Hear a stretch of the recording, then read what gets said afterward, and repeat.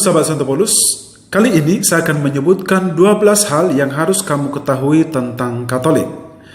Dan saya yakin bahwa 12 hal ini akan membuat kamu semakin bangga menjadi seorang Katolik.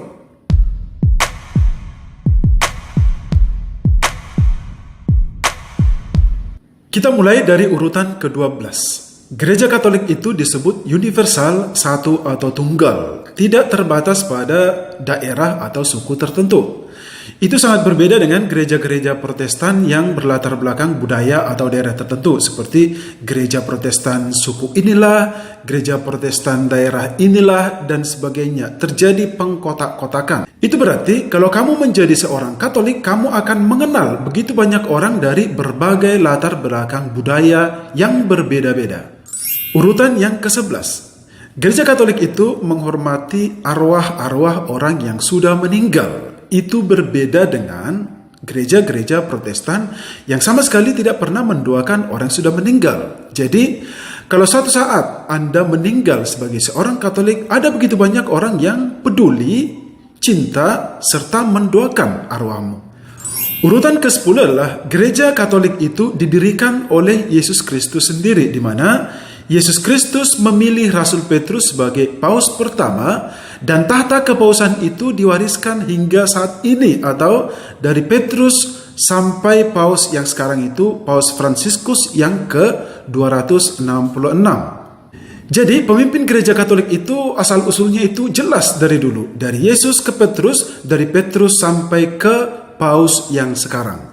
Dan inilah yang membuat gereja Katolik menjadi salah satu organisasi atau institusi yang paling terstruktur di seluruh dunia ini.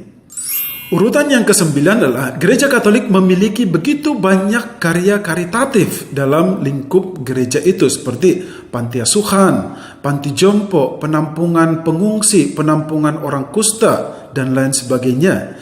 Ini bertitik tolak dari misi Yesus Kristus yang sangat peduli kepada orang-orang sakit, kesepian, tunawisma yang tidak mempunyai tempat tinggal, dan lain sebagainya. Urutan ke-8 adalah gereja Katolik memiliki seorang ibu atau seorang bunda yang selalu setia mendoakan kita. Dia adalah Bunda Maria, Bunda Yesus Kristus sendiri. Urutan yang berikutnya, yaitu urutan ke-7, adalah gereja Katolik memiliki begitu banyak orang kudus, santo atau santa, beato atau beata. Mereka adalah pelindung kita, mereka adalah teladan iman kita, dan mereka ini juga sekaligus menjadi pendoa bagi kita yang masih berjuang di dunia ini. Urutan yang ke-6 adalah gereja Katolik memiliki kekayaan liturgi yang luar biasa. Ini terbukti dari begitu banyak doa, novena, devosi yang ada dalam gereja Katolik. Tinggal kita memilih mau mendoakan atau mendevosikan yang mana. Begitu banyak jenisnya. Urutan yang kelima adalah gereja Katolik memiliki liturgi atau misa yang sama dan baku di seluruh dunia. Jadi, entah Anda berada di belahan dunia yang mana, kalau Anda mengikuti misa, ya misa itu tetap sama.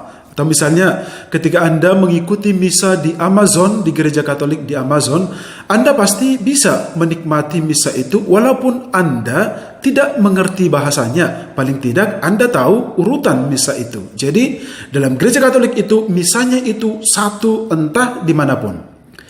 Yang keempat, gereja Katolik adalah pembela utama hak asasi manusia. Makanya di negara-negara Katolik atau negara-negara yang berbasis Katolik, negara-negara itu selalu mengutamakan hak asasi manusia dalam norma ataupun undang-undang yang berlaku dalam negara tersebut. Urutan ketiga, misi utama gereja Katolik adalah menyebarkan kasih kepada semua orang di seluruh dunia, dan ini juga menjadi ajaran utama Kristus agar setiap pengikutnya itu mengasihi Allah dan juga mengasihi sesamanya manusia. Urutan kedua adalah gereja memiliki ekaristi, di mana di dalam ekaristi ini Yesus Kristus benar-benar hadir, karena puncak hidup iman Kristiani kita adalah ekaristi kudus. Dan nomor satu adalah, saya tidak tahu apa ini, hanya kamu yang bisa menjawab nomor satu ini. Apakah itu? Saya akan mengajak Anda untuk menjawab pertanyaan ini. Apa yang membuat Anda bangga menjadi seorang Katolik? Coba refleksikan sebentar.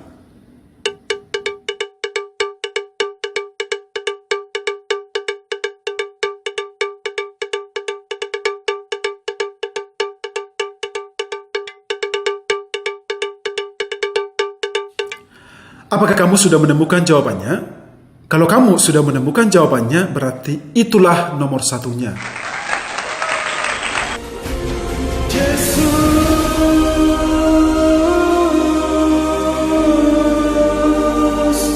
Jesus.